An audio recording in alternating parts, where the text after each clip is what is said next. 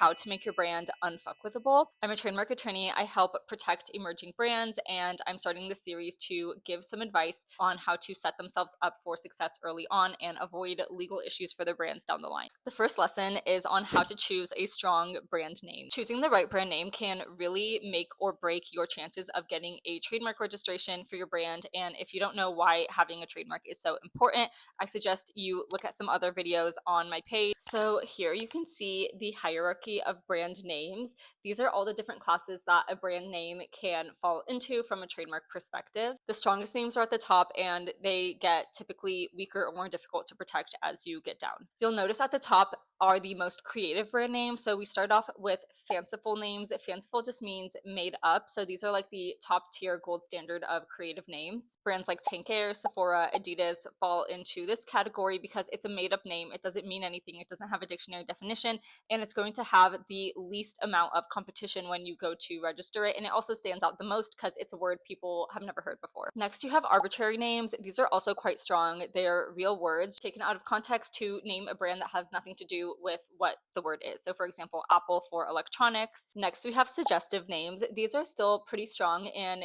easy to protect, although we are getting a little bit into descriptive territory. A suggestive name kind of hints at what the product does. So for example, Tinder and Hinge for dating apps are both suggestive. So is Nike for sportswear. Second to last are descriptive names like American Apparel. These are going to be more difficult to protect. You're going to have some hurdles to overcome when you try to register a trademark for these names, and it's honestly kind of best to avoid them if possible. Finally, at the bottom, we have generic names. These names are just point blank stating what the product is, and these will never be registered, so I would avoid them at all costs. So the TLDR of it is the brand name you choose up front is one of the most important decisions you'll make for the success of your company, both from a branding and also a legal standpoint. It can quite literally make or break whether you're able to get a trademark. Choose wisely.